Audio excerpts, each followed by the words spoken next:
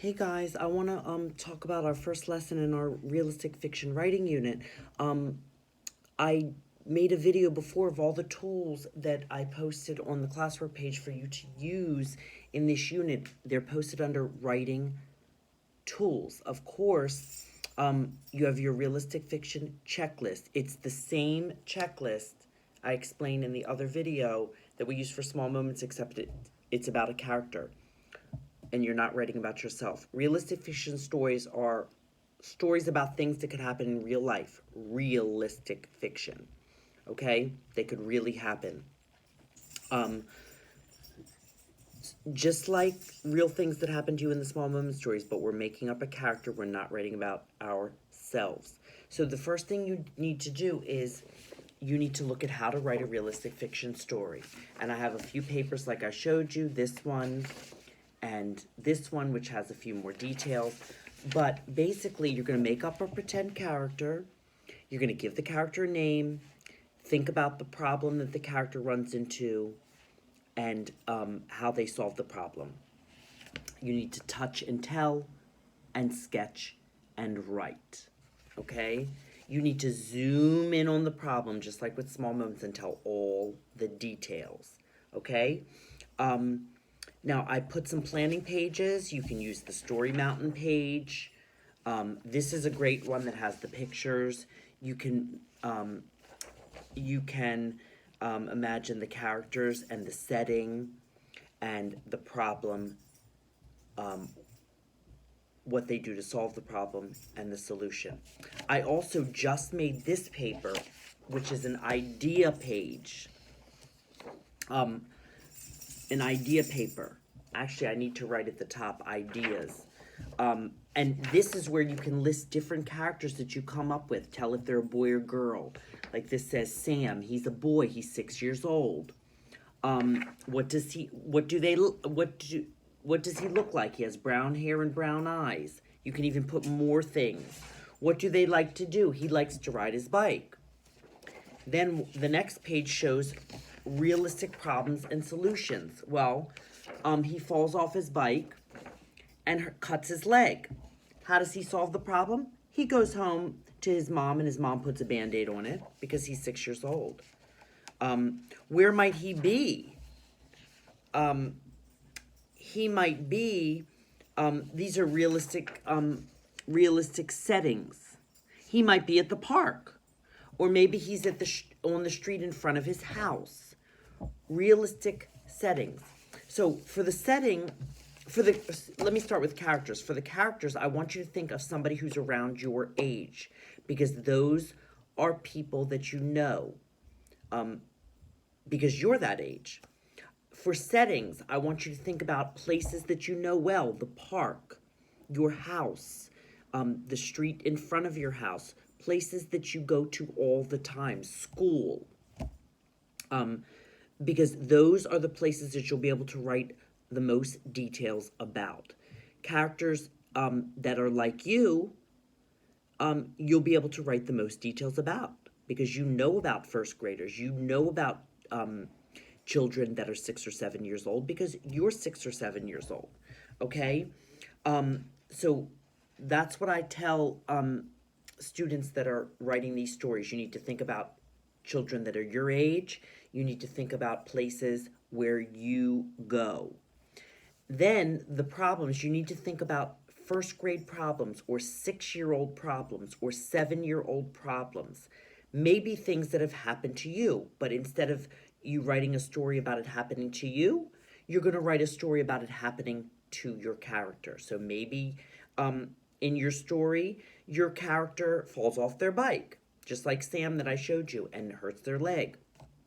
Maybe you write about a character that gets in trouble at school. Or maybe you write about a character that falls down at recess and gets hurt. Think about things that have happened to you or could happen to a 6 or 7-year-old character. Maybe they go to the store with their mom and they get lost. That's something that could happen to a 6 or 7-year-old, okay?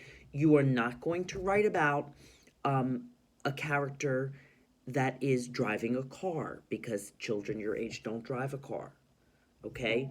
Think about things that could happen to you, and then you must plan it out. Tell it across your fingers. Touch the pages.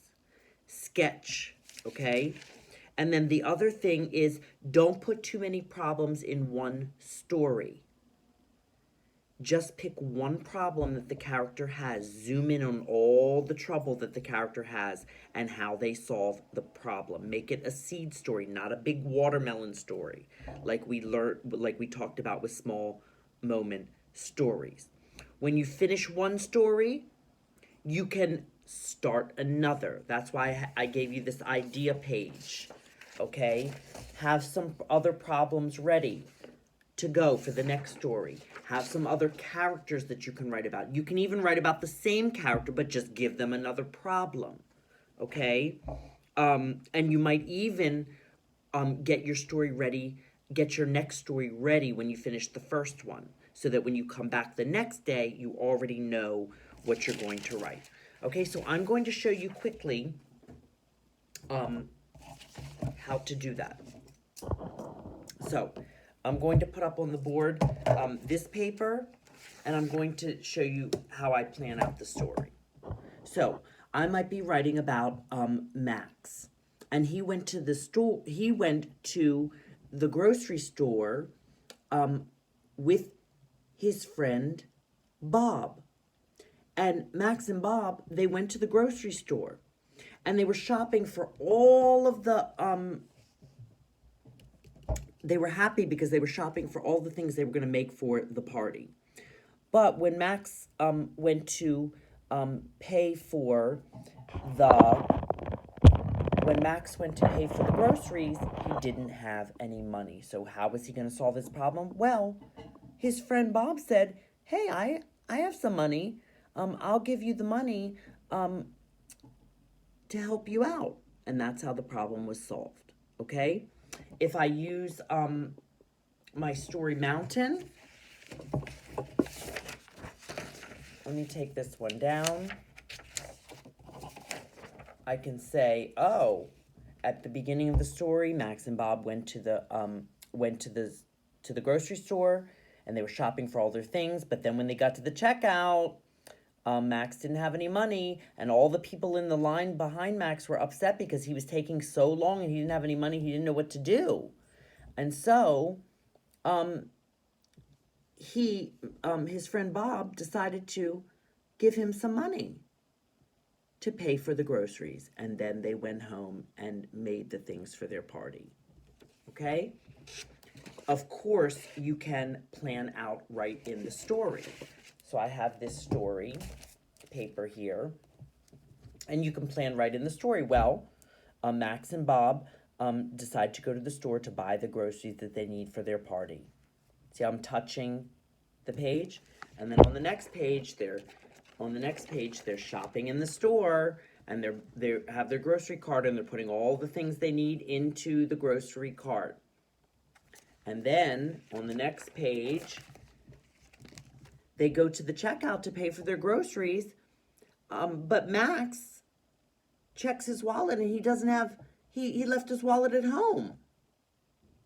So now what is he going to do? All the people on the next page, all the people in the line are getting angry because Max is holding up the line, and the checkout lady is upset because her line is getting longer and longer and longer. So what happens? Max's friend Bob said, "Hey, I have some money in my pocket. I'm going to give it to you to use to pay for the groceries." And Max says, "Hey, thanks, Bob." And then they go home to make the things for their party. Okay? Now, then you want to go back and make some sketches. So, on the first page, let me open my pen. Let's see. On the first page, Max and Bob are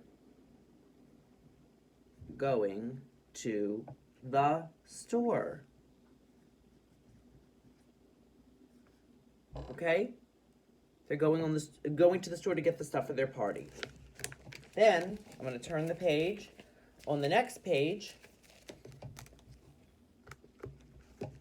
they're in the store.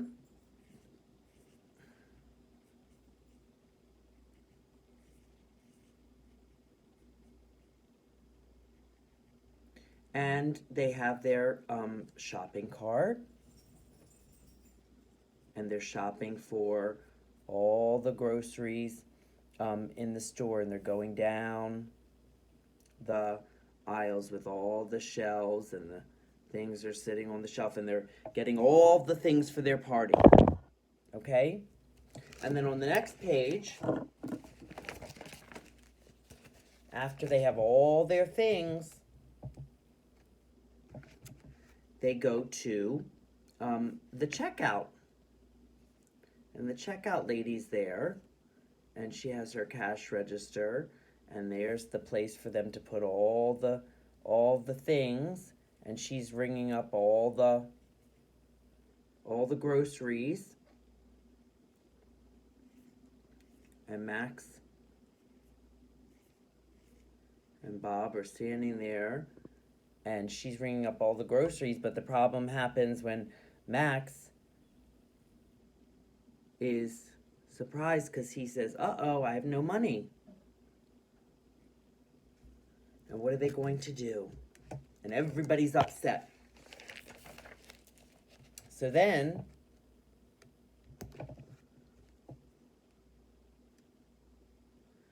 they're standing there at the checkout with the grocery lady, and all their stuff is already in bags. She rang up everything, and then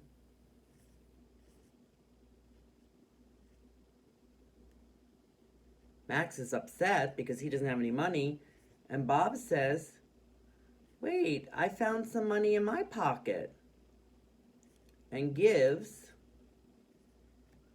Max some money. And then they pay for the groceries. And then at the end of the story, I'm going to make the sketch. Then they're happy again because they're going home and they're carrying all their bags with their groceries, and they left the store. Okay? Now, of course, Max could be by himself in the story, and maybe he solves the problem another way. Maybe he just goes home and gets his wallet. Actually, that happened to me. I left my wallet at home, and I went to the grocery store, and I didn't have any money to pay, and I asked the lady to just hold my groceries, and I was going to go home and get my wallet. That happened to me, but I'm not going to write about me. I'm making up a character. But I can use something that happened to me, okay? The more you plan out your story, the more words you will have to write. So spend some time planning out your story, and then I would go back to the beginning, and then I would start writing the words, okay? But if I have this planned out, and maybe I don't get to write any words today, then next time I already know what I'm going to go back and write, okay? So try to plan out and write a story. Okay, I'll be back next time for the next lesson.